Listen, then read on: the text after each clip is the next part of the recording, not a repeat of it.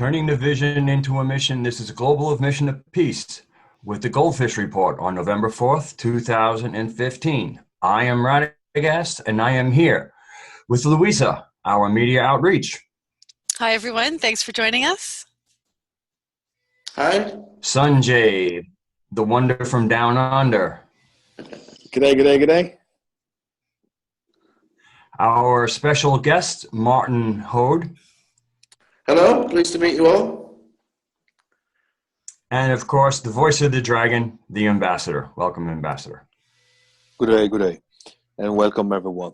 Okay, this is the continuing of spiritual, spiritual leaders coming on to the program to talk about their opinions and about their religion, about their work and their missions.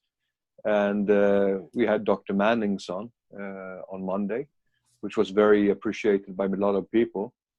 And today we have our dear friend Martin, who basically we start talking, me and him, long time ago, and suddenly he starts studying the Kabbalah, and then he came into enlightenment, and now he's a Kabbalist.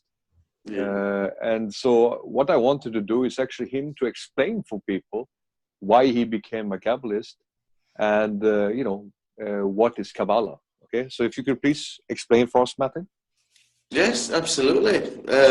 Well, basically, if you look at the word Kabbalah itself, it's Hebrew, meaning to receive. And so your next question would be to receive what? Now, it means to receive the sacred knowledge of creation. Basically, every human being has an individual projected reality, but there is one source that projects that reality, the source within. And that's basically where Kabbalah takes you to. It takes you to reach the source and then become an actual vessel for the source. So in some senses, well, in every sense, you actually become abducted by this force. And my particular mission, my special mission, is to bring this knowledge, very much like the book of Zohar back in its day, but to bring it to the average man. So the average man and woman, of course, the average person can understand it. Now, my own personal journey, as you've said, I met you earlier and was very interested in the things at that time that lay beyond what seemed normal. But I'd only just begun my spiritual journey. And at that time, when everybody else was moaning about the Kabbalah and complaining about the elite doing this, elite doing that, and everything that's wrong with the world, I was asking different questions. I was looking to say, okay, look at the power structures. Everyone, the people who own oil, who own the banks, who own everything, the entertainment industry, all of them Jewish or Israelis. And I thought, what is the common thing? Why? Not to, be upset about what other people have, but why? It's always this question, why? And then I discovered that it really did boil down to Kabbalah. That many of the people in the highest positions of power were Kabbalists. And particularly in the secret societies, the focus is on Hermetic Kabbalah. I personally took the route of Lurianic Kabbalah, which is considered the pure Kabbalah. And it's not like I chose it. I guess I would say that it chose me. Because I began out as an audio narrator. And I got offered the chance to do 2 audio books from the Kabbalah Center in New York. And one was Secrets of the Eternal Book, and the other one is just Kabbalah for Beginners. And to be honest, it was the Secrets of the Eternal Book that opened up my own realms of consciousness within, really. So Kabbalah is not a belief system. It's not some kind of magic or esoteric weird stuff. It literally is a template or a guide or a walkthrough to finding yourself. So it's actually you that make the rules. It's not a belief system. And in fact, it's very, very important for the progression of consciousness and the soul to not get stuck in any belief system. You look at something, work out what that means, where they're coming from. Okay, I get it. And then you move on. And you move on and you move on. And the most Kabbalah books are written with such wisdom that it's almost talking to you with a current commentary of what's happening to it. in that way, it can be a little eerie, but it takes you to incredible places and incredible realms of consciousness and the highest of dimensions. And ultimately, post-ascension and then descension back again, then you can understand things like Martin Heidegger's concept with, what was the word he called it? I don't know if any of you know Martin Heidegger. He had a name called Dasein, which was a kind of state of consciousness that he was talking about, and it was the post-ascension one. And then you have Edgar Allan Poe's Gold Bug, you have James Joyce's Finnegan's Wake, and you have the Voynich manuscript. Now, all of these things are written in individual 13th dimensional language. But I'll stop talking about that level and come back down to earth now, because that's later. That's for when, you know, people find out what they need to find out. But the purpose basically of Kabbalah is just to find out who you are. And of course, be concerned about the world around you. But one of the oldest expressions in the world is that you cannot love anybody else until you love yourself. And that is so unbelievably prophetically true, because the state of your own consciousness genuinely affects what you manifest as your reality. Now, Martin, let me just ask you a question right there. Yeah. The Kabbalah of the Golden Dawn, what is that? Is that a certain level that you achieve? Yeah, because I represent like the ordinary man. I'll tell you, I've read less than 10 books in my life. I have no formal education, and I have no history of spirituality or religion. So I really do represent a very fast route to pre-awakening, I guess you would call it. So I don't have full knowledge of everything, but I have the ability to decode, decipher, and interpret everything. So if I went away and studied it now, I could come back with a full report for you. But from what I get from the little that I've looked at it, it's based on Hermetic Kabbalah, which is just another version of Kabbalah. So, well, when you say to find yourself, I mean, Kabbalah does refer to, I mean, there's lots of really great, there's color scales that explains like a structure tree, and then you have, it describes the astrology of the different parts of the body and things of that nature. Could you go into a little detail about that or explanation?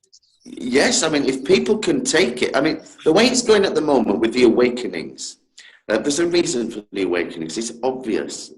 And things are coming through from within for everybody.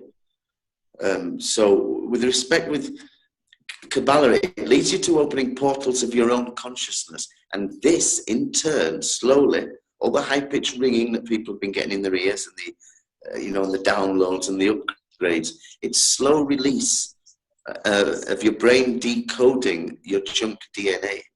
So basically, the 90% contents of your junk DNA contain your entire history, the entire history of the source and creation. And finding yourself releases a little bit at a time. And it's kind of knowledge released to you on a need-to-know basis by the creator itself, the actual force. So it's a lot to do with allegory. Everything ultimately is projected allegory.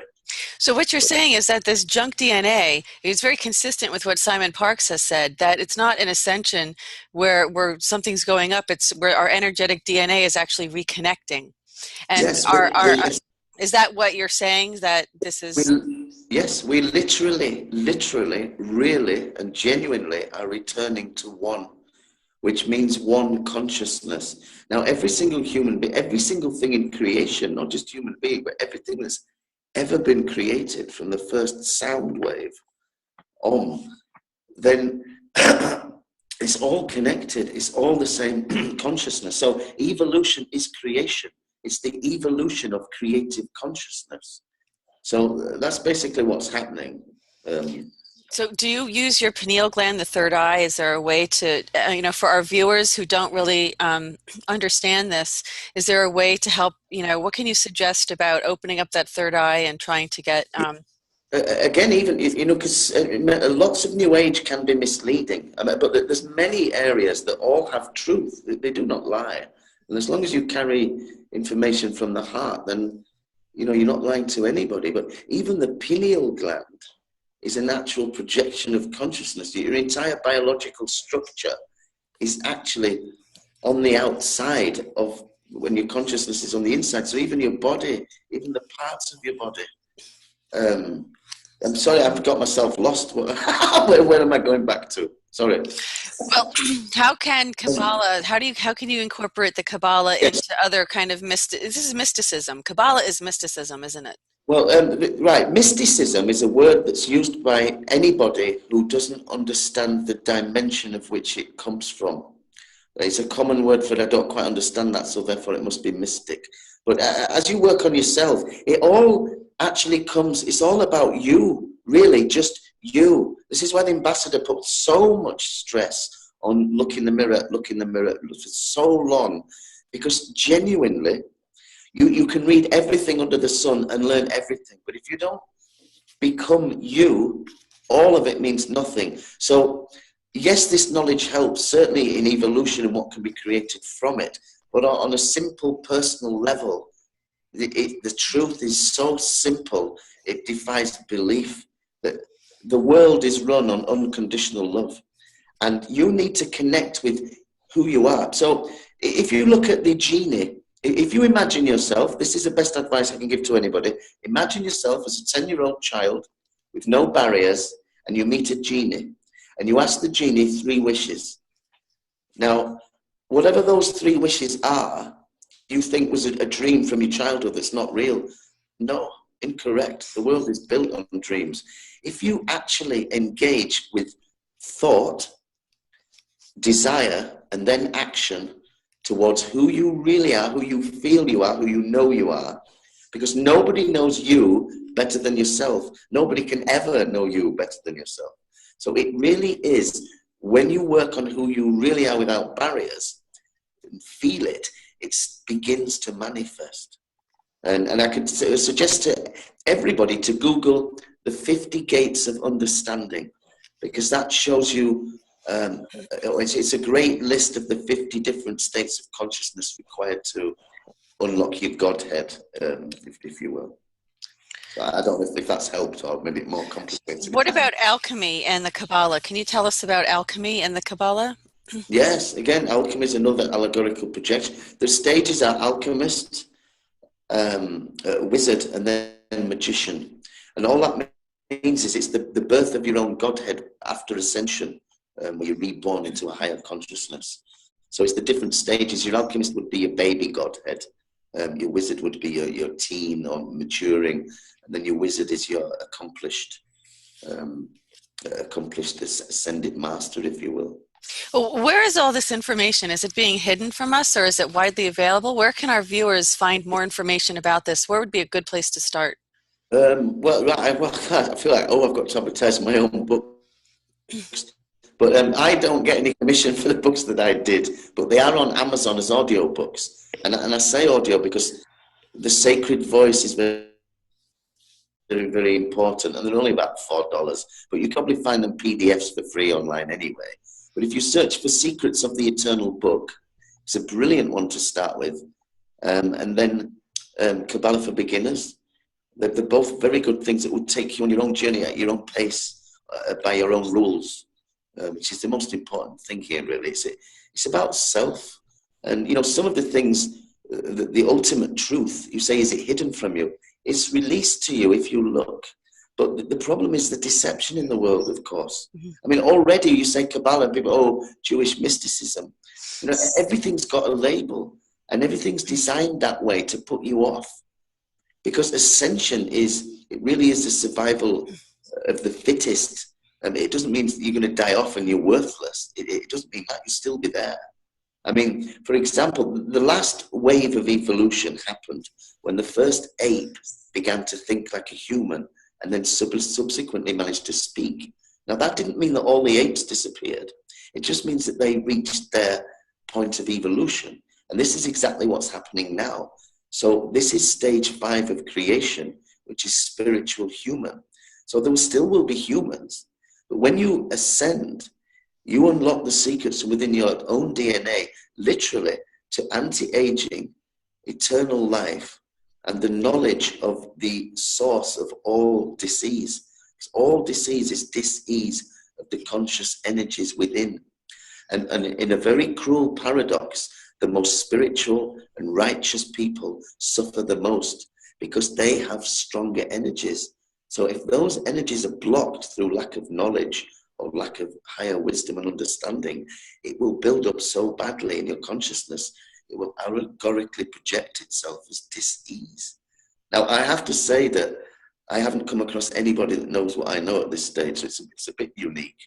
I haven't even spoken with Ambassador beforehand, but I know he has perhaps certain rules about what is allowed to release. But as I'm independent and achieved this all of my own backing, I don't feel like any need to not, to hold back. But so Martin, hurts too much. It can't cope. The consciousness can't cope with it, so it has to be step by step. Mm-hmm. So Martin, with the Kabbalah, do they have that red armband or red thread, and what's the significance of that?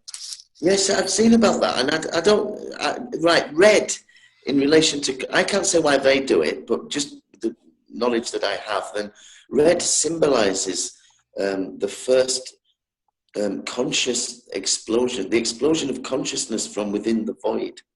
There was a build-up of pressure in the void, which caused a conscious explosion, which allegorically projected itself as the Big Bang. And this caused the first sound wave, Om. Now, when it began to travel outwards, this expanding conscious circle, it's associated with the color red. And then when the Om stopped and then began to consciously think of ideas and how to produce matter, it produced still life. And then the water, running water, is an allegory of consciousness. So once the consciousness could put water onto the stone, it formed moss. And then moss became vegetation, vegetation became animate, animate became speaking human, thinking and speaking human. And these are the 4 stages that are shown in the swastika, for example, the ancient Hindu symbols there. And you see so many things with 4 sections in them. And just look at the life cycle of the butterfly or the dragonfly. It's exactly the same. The chrysalis that the butterfly is trapped in represents all the layers of deceit, lies, abuse of the ego that surround us. And basically the point of evolution is to take the ego from the animal and say, thank you, animal, for everything you did for us about evolution. But now I'm the spirit, I'm taking back the ego for me. Thanks for everything you did. Like it or lump it. That's the way it goes. I hope that answered. Let me ask you this. Is this through meditation, or how can people really get more information? How can they achieve this? When you say ascension, though, you're not talking about literally people are flying up in the air. You're just talking about, you're talking about ascending in consciousness. And Yes. people do this through meditation. Yes, they do it through, it's only about who you are. So basically on a mathematic, quantum physics and mechanical level, it's really quite data and Spock, to be honest, with no emotions. But on a simple level, when you have a thought which comes from the ether, it sends a signal forward and carries the signal to your heart, where it picks up your resonance frequency, which is the level of desire attached to the thought. Then it moves to the brain for interpretation. Then it sends an immediate signal to the back of your brain, where it projects it outwards, so that everything you see and experience is actually the inside of your own psyche. It's fascinating stuff. I think the I ambassador. know that's far out stuff. Where's the ambassador on this? Because I know he's probably gotten plenty of. No, I don't want to disturb the experience of of what our brother Martin has been going through. We started this journey together, a long time ago, and I have listening to the text that he was doing, and I was very happy when he started to do the translations of this book, so that actually the secret knowledge of Kabbalah could come out. Because the thing is, this way it has been hidden, and in many cases women are not allowed to study it, and in some cases you have to be over 40 to do it, and all these different type of regulations. But I did it in a very, very early age of my life. And so basically I thought this is great since it's an audio that he did this audio books there. So basically people actually can, drive and listen and actually take it into heart and memorizing what is said. And basically, like I said so many times before, that Kabbalah, the teaching itself, is wonderful, is a huge treasure, and it has a lot of similarities with Sufism.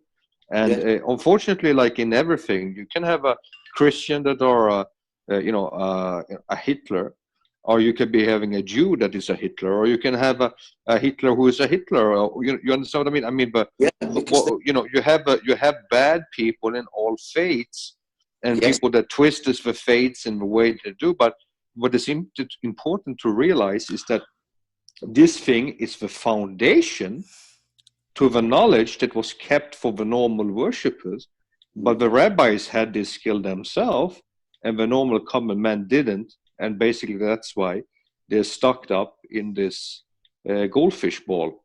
Okay. No, absolutely. I mean, that's the way it's been. And you see, the thing is, such great powers, such unbelievable powers beyond your comprehension come with it. So it can be easily taken, because it's such a difficult process that you can easily think like, that people will never understand it. Oh, do you know what? I can't be bothered. I'm all right. I know how to sort out everything for myself now. And this is what happened, you see. So I think everyone began with good intentions, but as Kabbalah teaches you or shows you that the ego has just got so out of hand that the male positive spirit, and that doesn't, I don't mean like male as in male human. I mean the positive spirit. You've got the positive Holy Father, and then you've got the negative Mother Earth. But it doesn't mean that Mother Earth is negative. It's just with any balance, you have to have a plus and a minus. Are you familiar with the Zephyr Yetzirah? Is that how you pronounce it? Yetzirah? It's an early book of the teachings. Is that there's many books of the teachings of Kabbalah, and I think is it something that you have to kind of study in order, in a sequential order, because of the historical context of it, or is it a progression of understanding? No, it is. I can give you a little higher dimensional secret, I suppose. I can give you a little tip that you might not understand yet, but it's very, very real. If you literally put in Kabbalah in Google, the search results that you are attracted to and look at is the one for you. That sounds so simplistic and ridiculous, but in the end, the absolute truth is so simple, it's almost like a joke that nobody can believe you. So I personally have had to learn every single thing virtually known to man, basically a little bit of it, in order to find out that it's all a complete, it's pointless. You have to go backwards and take off every layer of knowledge by reverse engineering knowledge, basically, back to before the allegorical apple was bitten. And then all you're left with is love and your fellow man. There you go. That's what it's all about. You know, a localized action. Because then you'll also learn in the science of Kabbalah to do with the twin flame thing. People think that they've got a twin flame out there and another love and all that stuff. It refers to atoms, unfortunately. Sorry to break that for everyone. But the twin atoms are the localized atom and the microatom within and the macroatom without. So when you make localized atomic changes within, they literally occur outwards. I'll tell you now, after what you've heard tonight, tomorrow morning, all of you, look at your local news station's headlines and read the allegory, and you'll fall off your seat. It's talking about us and what we've. I think we're losing our little. So this is when it starts getting unstable connection. Our connection's a little bit unstable. That's so okay. Get a little interruption there. No problems. Sometimes I can go too high with what I talk about. It's my inability to keep my mouth shut. You know, when it comes to spreading the knowledge. Well, what it does is this is really fascinating information, and how does the yin and yang work with that, with this energetic atomical structure? Thank you. I'm glad you asked that, because that's a perfect thing I want to talk about. That forgotten. Basically, everything the yin and yang represents your internal consciousness and balance. Now, the large yin, the large yang, one represents Holy Father, male, positive spirit, means positive energy. It doesn't mean negative. Anyway, and then the other one is the Mother Earth. And then the two little ones, a little boy blue, you could call him, that's the little boy within you, the male spirit within you that had no barriers, who is the dream maker and who thinks of all the ideas. And then the little girl you is the creator and the explorer. So she's actually the one that gets the creation done. But then you use the knowledge of the father and the mother, but with no barriers like a child. Before you were told not to talk to strangers, not to do this, and don't do that because this will happen, and so on. Are you talking about our ability to manifest? I mean, our consciousness and our ability to manifest. Is this where this is going with that? Yes, what's happening? Yeah, the basic apocalypse. What's happening is the apocalypse. If you look, even on Wikipedia, apocalypse comes from the Greek word apocalypsis, which means the revealing of ancient knowledge from within that was previously covered up. I mean, you can't get more of a giveaway than that, really. And that's what the awakenings are. It's the personal apocalypses, which are basically giving you the rules of who you are, where you came from, and what the purpose of everything is. And yes, you learn to manifest, because ultimately in the end you realize that your entire life experience is manifest. But you gradually learn how to, not manipulate, because that's not really the right word to use, but to use it as to be who you are, to help others. Because all of us here are all here for the same purpose. We all have a dream that we've said to ourselves over and over again. We want to save the world. We want to live with a heaven on earth, but we want everyone else to have it first. I mean, I might not be right for everyone, but I'm guessing that a lot of you have that. Isn't this kind of the co-creator ability that you're talking about, with the creative, the playful, the inner child thing, and then the creative and manifesting and yes, it's achieving all four in perfect balance within each other, and then everything becomes a whole, and then it's what's called spiritual ascent. Now, a lot of people are frightened because they think they might die, or something's going to happen, or they'll get beamed up, or this will happen. And it's very frightening. I mean, because for me, I literally had to be the allegorical Jesus Christ and suffer on the cross with no help, no knowledge, no assistance, only from my own mind. So it was very torturous for me. But I'm so glad I went through it so that I could, help other people, basically, and let them know, oh, yeah, you've reached this stage. But in the early days, it was very difficult for me because people weren't ready for it. They just call you a nutter. Oh, you're not God, you're not God. But it's not about who's God. It's about what the definition of God is. What is God? It's the energy, supreme, creative consciousness source, basically. And we have that within each one of us, don't we, Martin? Yes, absolutely. It's the 90% of your DNA. And when you look within, literally look within, it comes from within your DNA, literally. That is so beautiful. You are, because I can tell you this great big list of what to look at, but it might not be what your soul mission was. It might not be what you've asked for. So you need to absorb yourself in whatever you send a signal out, a frequency from your heart with desire as to what you want. And, none of us here is saying, I want $1 million. Yeah, it'd be nice, because, then we can start this group and that group.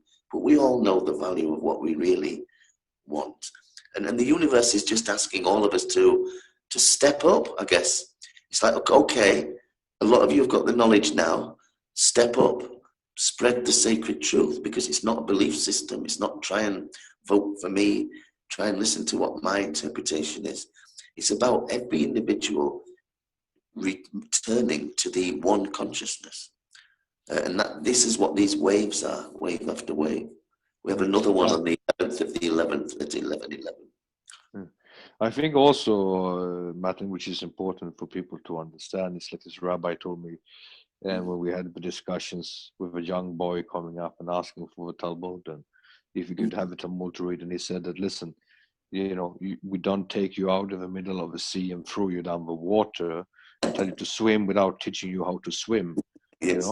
So don't try to get yourself into it. And this is a little bit what I'm been stating many times. This knowledge that we're talking about here is, if you compare normal, casual Christianity. This is, Christianity driving a Golf, and basically you're now suddenly supposed to drive a Ferrari.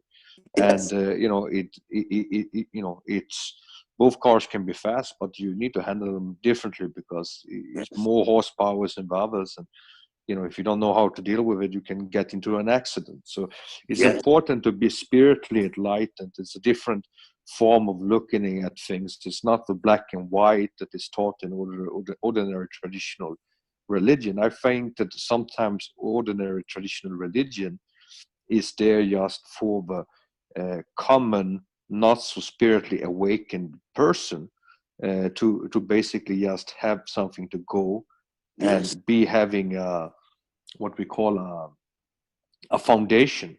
And then basically when you have received your, what you could say, like a red belt, and supposed to be going up to the next belt, which is black belt, then you start studying Kabbalah. So Kabbalah is a deeper understanding of the creation of the religion. And, exactly. I mean, all people have to do is Google the Latin meaning of religion, and you'll be astounded. It means to hold back and prevent progress. And I mean, it's ridiculous when you look at the real meaning of apocalypse and religion. There's there, but everybody's lives have been so busy and so stressed and so trying to keep up in the rat race that people haven't had time. And it's only those people who kind of exit themselves away and go into their cave, which is why Abraham was in his cave. It's why Jesus was in the desert for 40 days and 40 nights. It's all allegorical for the amount of time you need to spend alone. And it's only when you give up. I mean, you don't have to sell everything like the Bible says and live with absolutely nothing, but you certainly have to give up your attachment to corporeal benefits. You have to understand what it's like to have nothing.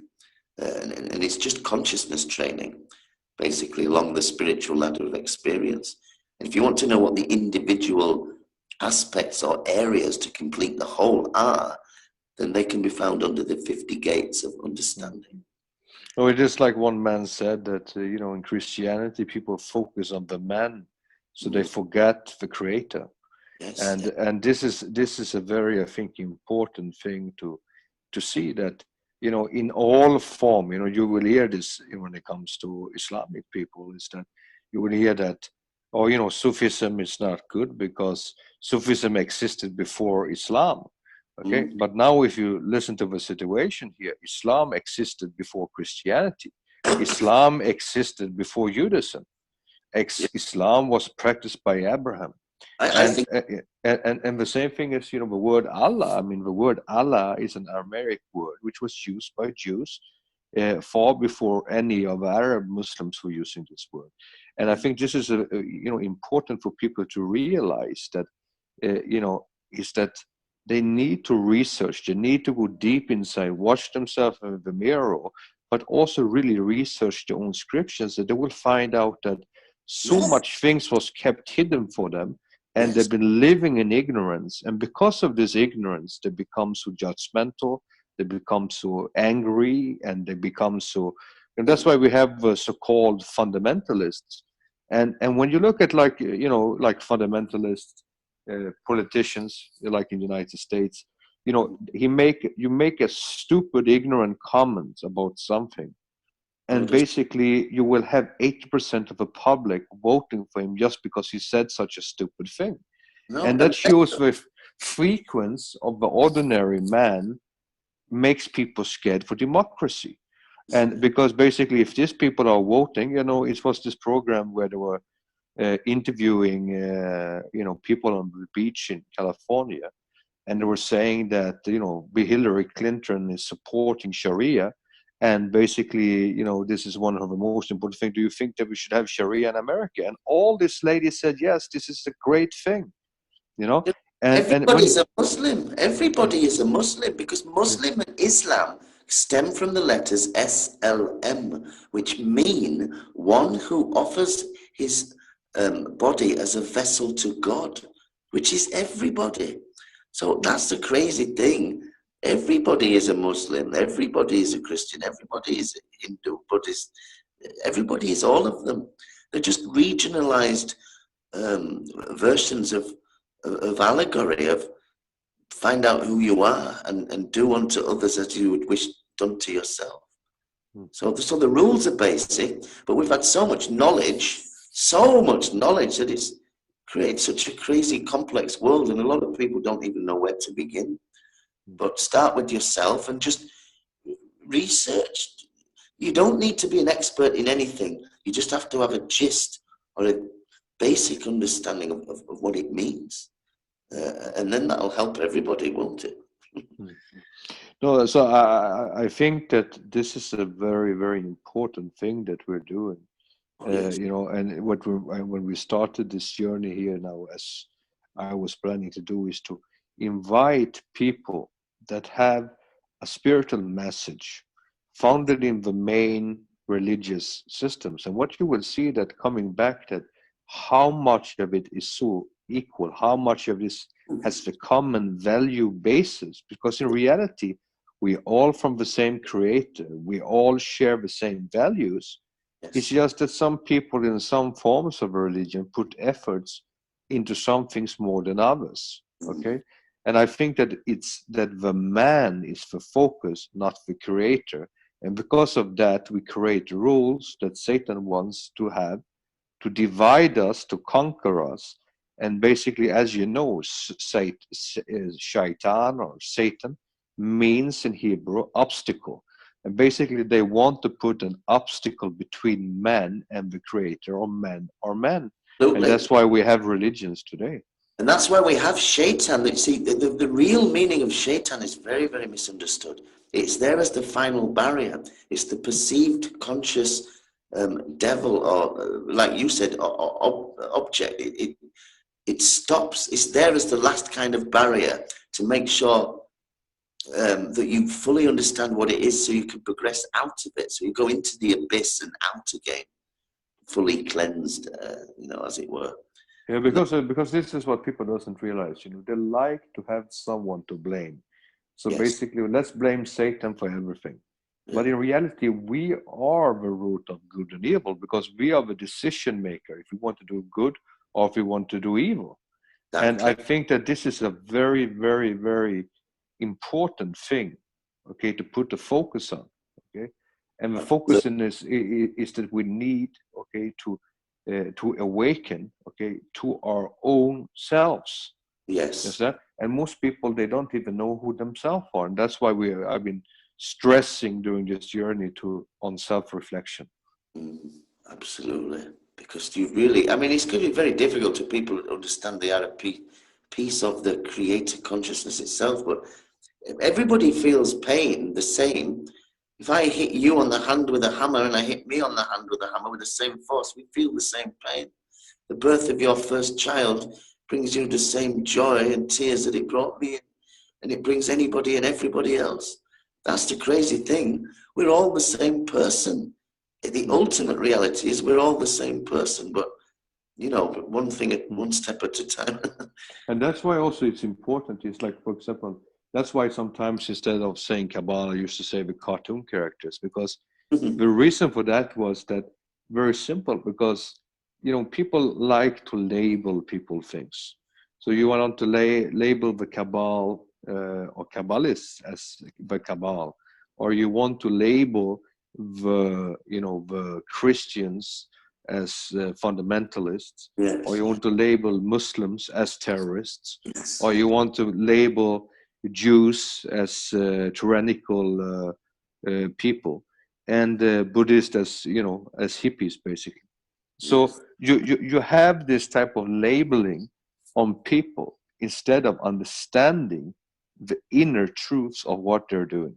Okay, and in reality, unfortunately, all these faiths has been hijacked by ignorant people who is using these faiths basically for their own interest, yes. For their own iniquities, because they feel that they need to use this faith in some shape or form to control themselves or others.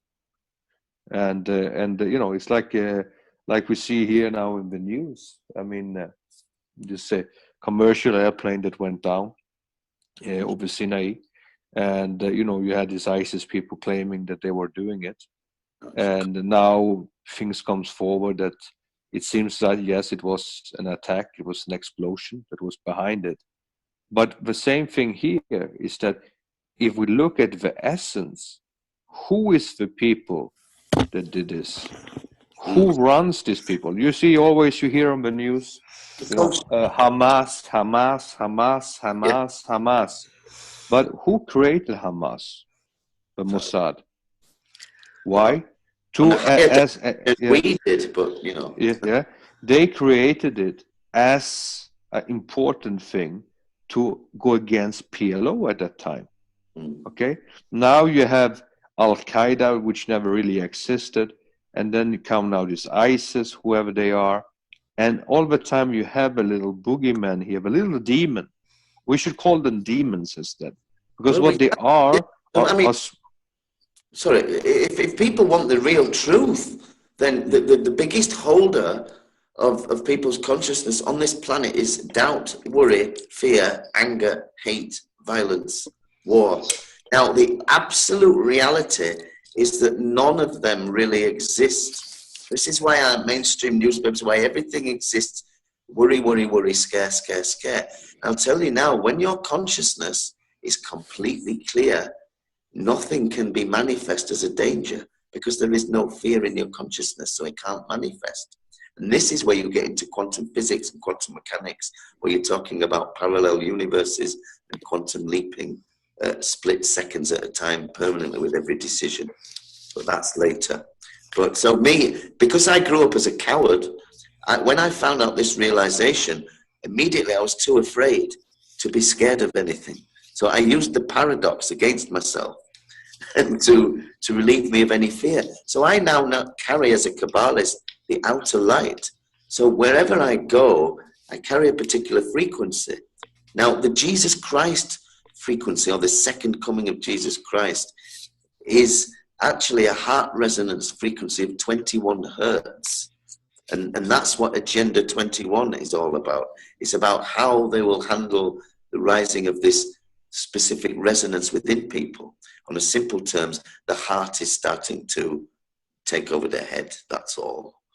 But it's very warming to see, and it's rising. And it's the creation auto-correcting the planet, and nothing can be done to stop it. It's impossible. So when you look at CERN spending billions of dollars trying to find an allegorical representation of the inside of their own consciousness, they're not going to get very far. So good luck to them with that one. But we shall see. What is behind this rise in consciousness, Martin? And what do you think is it just prophetic? Is it? Yes, Bala explains it. Generally, you've got to start. You go back to when there was a void. Basically, it's the journey that the void and then the first explosion of conscious creation began, and the journey it took to be able to manifest material matter, which is Earth. And basically, this took on over millions of years of evolution. So everything that's happened in evolution, all those millions of years, is stored in your junk DNA. And what's happening is we're returning to this one consciousness, so that this crazy projected world that we live on is the opposite of the spiritual world. So anything done spiritually has an opposite effect materially. And the point of all the scriptures is to return heaven to earth, which means instead of everything being the opposite, when you think of a dream, a desire, something based on your heart and to help other people, to help yourself, then there will be no barriers anymore. So evolution is about pole switching, really. Even that's metaphor. The pole switch is to make everything opposite and work backwards. This is where the film's Back to the Future. The director or the writer is a known Kabbalist. It means reverse engineering knowledge, basically. But isn't this also based on cycles of Brahma? It sounds like it. I don't even know what that is, but just means probably the cycles. Well, it's the in breath and the out breath of the universe. So it's kind of like we it's the Big Bang, so you have that out breath, and then the cycle changes Yeah. to where there's this in breath where it kind of starts to retract and come back. That's karma in effect. That's karma. You send out a resonant frequency of a desire, and then whatever you send out comes back to you. So if you shout at somebody, you'll get a fish slap of the same frequency, but maybe allegorically dressed up as a different situation. So can you feel send that? out, get back.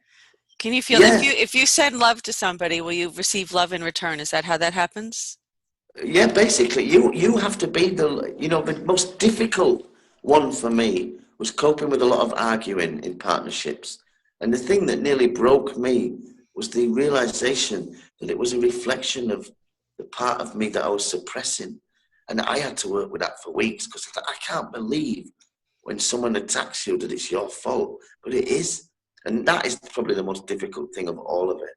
Is coming to terms with that as a reality. It's like, what? Well, I mean, but that excuses the demons that kind of infiltrate people, though. It kind of says, well, you're responsible for everything, and the demons, I don't know. I mean, some people may have a little trouble with some of these ideas. Just letting you know, because I agree with you, but that's the point where you say, okay, this particular frequency coming to me, I can't work with it. I don't have the energy to deal with that part of me yet. Right, so you get out of that situation and you get a better environment of a bit more love around you, which then encourages you to unlock the last bits of yourself. So environment is important, and you don't have to put up with everyone who's having a go at you.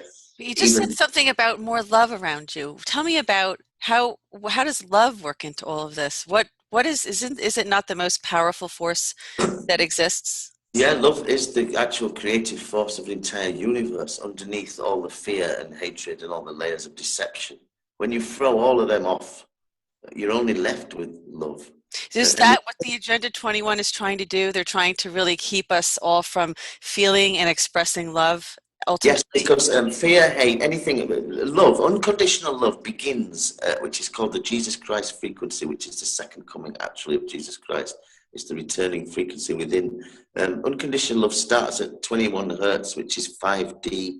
Now, anything below that, anything negative, worry about this, this is going to happen, it's all of a frequency below 21. It's usually down near 8, 7.83 is the worst. You scream and shout and bawl. So it's a big game of snakes and ladders. How can we tune our frequency higher? How can we keep the love frequency? What is that resonating at, love? 21 hertz. 21. Is it above 21 or is it 21? Well, it depends on you, your person. I mean, me, I'm up in the late 60s now. It's something balmy, but the actual, if the Jesus Christ consciousness is 21 hertz, then the actual creator consciousness, birth of the creator, begins at 44 hertz. So with all the waves and the upgrades, we're all being upgraded. And you need to tune in. You need to mix and balance your life. Go outside a little bit, spend a bit of time in nature, try and get some rest, try and work with your own problems, and try and interact. Because the hardest thing for all of us is that we've all been perhaps isolated more and more and within ourselves and not got used to, certainly a lot of people are not doing what you're doing and openly talking. And you really need to make the local action. If you want love thy neighbor to be more prevalent in your life, you've got to go knock on the door of your neighbor and talk to them. That's where it gets really simple to have big, profound effects. Well, it's a very large perspective that you're talking about. I mean, you have to get to the point where nothing, it's almost kind of very Buddhist in a sense, some of these principles as well. And it just seems, how can we keep ourselves in the love frequency? That's a high frequency. How can we stay, what do we need to do to keep ourselves? I mean, again, it sounds so simple, a child could say it, and it's so crazy in this world of deceit, but you just need to be you, right? And this sounds so stupid. Do the things that make you happy. The things that get you in the zone. This is what it's all about. When you're in the zone, whatever your zone is, that is the creator consciousness. So you try and get in that as much as you can. And you try and, but you will be presented with situations. You can't hide from everything. Yeah. And it's all about learning from each situation because... another thing, David Icke, I'll explain that. The allegory of problem reaction solution is sacred geometry and a sacred knowledge. With anything at all, you think of it, unexplored consciousness. You're drawing a sphere of consciousness in that's been unexplored before. So it's dark, so it's darkness, so it brings you down. And then you work out why you're feeling down, and then that metaphorically shines light within this new sphere, so it can carry you up to the next dimension. So the spiritual climb will always bring downers, followed by an upper, because every downer is just darkness where light needs to be shined. So you're saying that the Kabbalah, studying the Kabbalah, can help us increase our consciousness?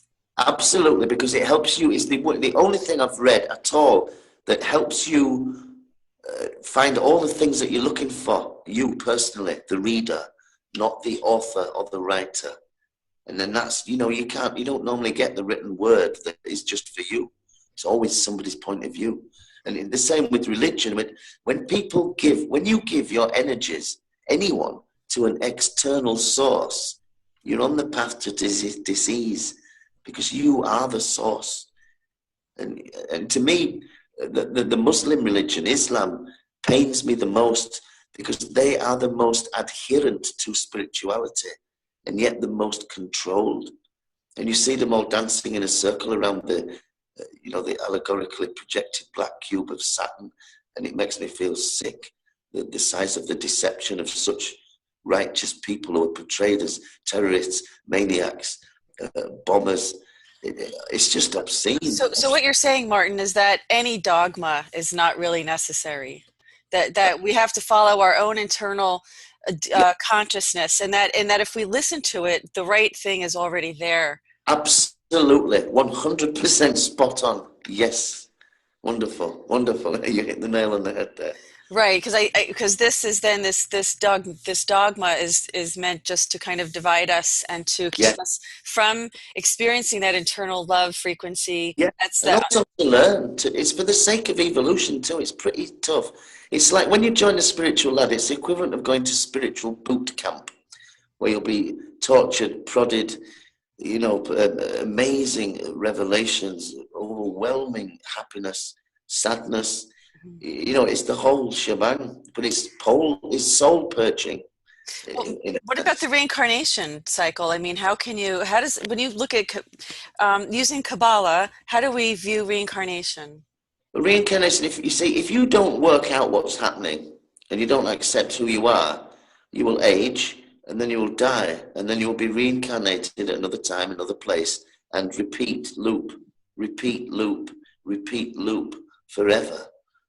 So I can't say whether you're born carrying the knowledge of your previous soul, because I personally have had no recollection. It hasn't worked like that for me, but I've been able to identify where every person is in relation to the ascension path. So I mean, I guess that obviously that's why I was pre-awakened. Are you saying that in order to keep in order to attain immortality, you have to reach this love frequency, that you have to maintain that? Is this what you're saying, that this Christ consciousness, or this internal peace within yourself and this love, are you saying that this is the way to immortality and to yes, it's the beginning of, yes, because when you ascend again, you see, as you ascend upwards, all this info comes out of your own DNA.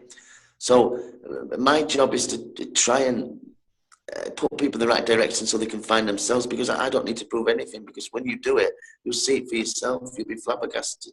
You'll see things change. Whoa. So you're saying even on a cellular level, though, that when you reach this consciousness, when you're in this high frequency love vibration, that you can literally change the cells in your body? Is this what you're saying? That you can heal? Is this about healing yourself? This is how you do it. Yes. Now, this is, again, I'm going to sound like a child, but you won't believe this. The reason why you age is because every year you think you get a year older, and it's confirmed by everybody around you. It is literally that simple, that is why you age. It's crazy. It sounds like a crazy man to many, many people. But if you can learn and this is where the alchemy and the wizard comes in. because all that means, it's not black magic, and it's not doing sigils and chanting and all that kind of stuff. It's just talking to yourself in your brain and planning conscious possibilities of things. That's all. So Martin, what you're saying is we need to kind of all be 5 years old. We need to all go back to kindergarten. Yes. We need to all go back to kindergarten. We need to forget about all the indoctrination and all the programming that we've had through our adult life. We all need to go back to kindergarten, set up our playhouses and play. Yes, but with the knowledge of the adult male and female.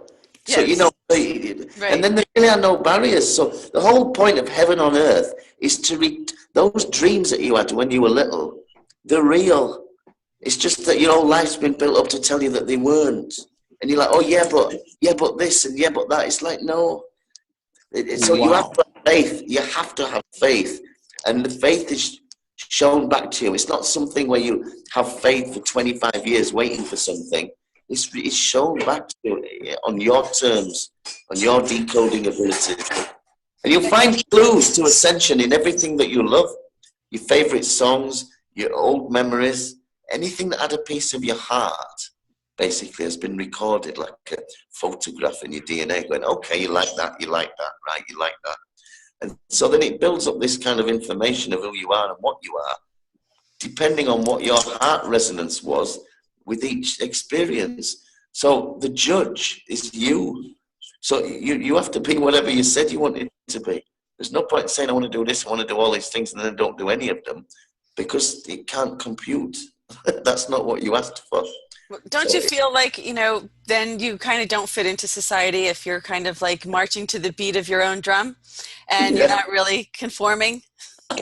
Well, to start with, so you have to you become more and more mental, basically, to other people until you reach the ascension point, and then you descend. Now, the ascension break is what's known as the 7th dimension, and then as you ascend up, you go through 8 and 9, and then hit 10, and then 10's the beginning of the descent, and then 11, 12, and then you come back down to earth, and you see everything in a different way, in a much more beautiful way, with a much higher understanding of how everything works and how to get what you want. And that's not how to get rich. You could do it if you wanted to, but you probably won't get far with it because it's an illusion. So how does this fit into the 12-strand DNA structure? And then the 13th strand, the meta strand, how does all this fit in with Kabbalah and consciousness and ascension? How is that fit in there? Yeah, I haven't done enough DNA research to do that yet, to be able to give you an answer that you would deserve, really. Well, because this is what you're saying. Strand means 13th dimension, and supposedly 13th royal bloodlines. Again, that's more allegory for 13th dimension. Oh my goodness. That's all right. That's you, by the way. That's you. Little you. Yeah, this was sorry about that. All right. Yeah, this is fascinating. And what Simon Parks has actually said very much the same thing. Are you familiar with Simon? Yeah. You're really kind of consistent. I like his, he termed it, did you not, homo telepathicus. I think he said that's where we were heading. I like that. He said he made it up himself. And I think, good on him. Bless you. I'm sure you have the right to make up whatever you want. And I'm sure those mantids he was raised with had nothing to do with that. Okay. Yeah, sure. We're trying to get Simon to come on the GoldFish Report. We've had Randy Kramer on. We've had Rob Potter. We're going to be doing an interview with Cobra pretty soon. So we're kind of excited about having some alternative points of view.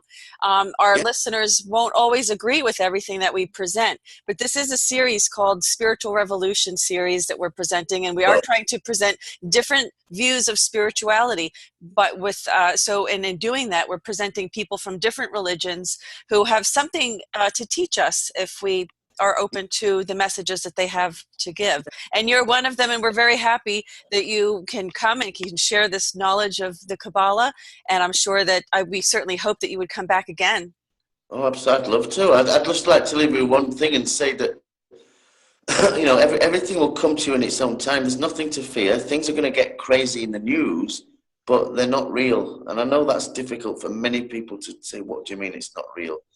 So that's why you can't really tell people. A lot of people say, oh, just tell me the truth, tell me the truth. And it's like from the film, the truth. You can't handle the truth. And that's really how it is, but it's not in a bad way. Mhm. It's just everyone's on their own soul path. So basically, there are two truths. There is your personal reality of whatever you believe and are into is true, is correct, but it is based on a consciousness that has a rule of its own. So the sacred knowledge of creation is the one rule of consciousness. It's not a belief system. So you're talking about the law of attraction, things of that nature. Is that Yeah, correct? all connected to the same thing. Yes, All yes. connected to the same things. Attraction, the law of attraction is literally sending out a frequency, thought, intent, action on a frequency, and then it comes back to you. Everything comes back to you that you want, unbelievably. I know, and that's when you experience heaven on earth. So what you're saying is that it matters what you think. Oh, absolutely. Your thoughts. So what you think as well. So your thoughts are creating your reality. Is that what you're saying? Mm-hmm. Yes, as long as you have millions of thoughts, and it's only when they get attached to a particular resonance of desire and then put into action that they manifest. So it's not like if you think something bad, you might kill someone, oh God, when you get big powers, but you don't have to be afraid of anything. We have an intelligent setup that knows kind of when you mean it and when you don't. So that's kind of like the formula for manifestation. So you have this intent, you put this desire behind it, and then it requires some kind of action. So what is the action that you're talking about? The action is just literally doing the things that you really want to do. But it's hard because you've got to leave a system. You've got to let go of corporeal assets and things, and that is always going to be the toughest thing. I think for anyone to let go, they're always going to say, but what about, how do I pay the rent? And I can't answer that question for you, unfortunately. I wish I could. But, a lot maybe it's just letting go of the attachment to it, because we all need a home to live in, but letting go of the attachment, like this is like that it's part of your identity, letting go of it as being part of your identity. Is that what you mean? Yes, I like that better, because that, of course, Kabbalah explains that you can go about and do your job, but as long as you're aware of what it is, I suppose. If you're every day going, oh, I hate this job, I don't want to do it, it's only to pay the rent, then you really do need to leave it and have faith. But I would suggest if people just check out Kabbalah, it resonates or it doesn't. Kabbalah teaches that even in their teachings, if there's a part of it that doesn't resonate with you, forget it. It says, don't bother, just move on to the next bit. Because you're only meant to read what you resonate with. Because we're all different. We all have a different aspect and point of view on creation. And we always will have. So we have to find the unity.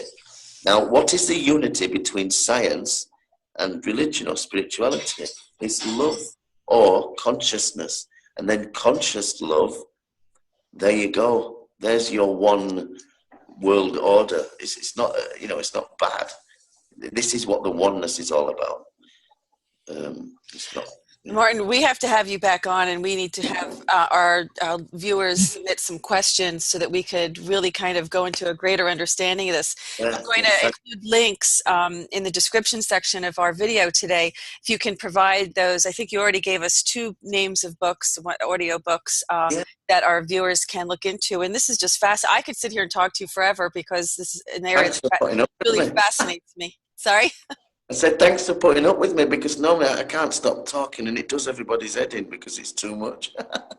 Well, if people have some basic knowledge of this, then it's easy, I think, to kind of jump on and, hit the ground running. So yes. But if you're starting with nothing, then you kind of have to take baby steps. And if you're in this indoctrination of some other kind of religion, then it's going to be harder to kind of get out from behind those walls and those boundaries and kind of come into a little more free-flowing, idea. We're kind of just taking the real height of the religion, each of the religions, any of the religions, and kind of looking at what they all share in common. And it's kind of like, the commonness of yes, that's very important, because the point for your viewer and of course yourselves is to see the connections yourself. So it's not about, a Christian's coming out, they're wrong, they don't understand the Bible, blah, blah, blah. Oh, they're wrong. It's not about that, because everyone's got their own reality that they're entitled to. Mm-hmm. It's about the discerning viewer making the connection that they need to enhance their own inner development. That's what it's all about. That's the best thing that you could say, because this is what we want to establish. And I think that it's very important in this religious discovery movement that we're doing here, is to, after we've been doing this, to bring everyone together, to have a discussion with all of us together to understand these things, because I think it's very important for us to take our faith, our mind, our spirit to the new level. And that's what we want to do. And that's the part of the war on ignorance. And I'm happy to have you on, Martin, as a guest here, to explaining for the people about Kabbalah, and so that they now know what they're talking about, more than just using the word Kabbal. So now they know a little bit what the Kabbal people maybe listen to. And I don't think that this is the problem. Also, I don't think that many of these people that are labeled as the Kabbal is actually real practices of Kabbal. I think that they might be using that as a way to cover up that in reality they are Satanists or atheists. Okay. So anyway, thank you very much for being on, and we will have you on again very soon. Thank you. And like you said, Louisa, please send in questions to Martin that Martin can answer for the next time you return. And it's always wonderful to talk to you, Martin. And yeah, you too. See you back soon. Thank you very God much. bless you and your family. And and thank you all for listening to today's GoldFish Report.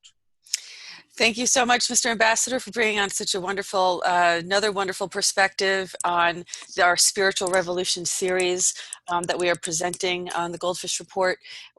We are also going to post links and whatever information that Martin has for us to share with our viewers. It'll be posted in the description section of this YouTube video. We want to also encourage our listeners to follow us on Facebook, where we will post upcoming guests, and also current news that we discuss on the GoldFish Report. And also please visit us at globalmissionofpeace.com. Please join us for our symposiums on Wednesdays, which is what we're leaving to go do right now. We're late for our symposium today. You can go to cbcglobaleducation.com and register to join our symposiums. You can also go to the cbcglobaleducation.com to register for workshops, business plan workshops, and also to present your project to the ambassador, your humanitarian project. So we want to thank all of our viewers for joining us today. And this concludes this edition and of course, we want to thank Martin very much for your time and your generosity in explaining all about what you have studied and worked a very long time. Welcome. I am writing a book. I am actually a book being published in the early part of next year, called What is Love series, The Second Coming. So I explore love scientifically, philosophically, quantum mechanically, everything lit. Basically. That's wonderful. That's my kind of book, because that's really the strongest force in the universe. And if we all can embrace it and keep it in our hearts, we'll have a better world. And I think we could all bring in this golden age of humanity. So with that, thank you again, Martin, and thank you to all of our viewers. And this concludes this edition of the GoldFish Report. Thanks.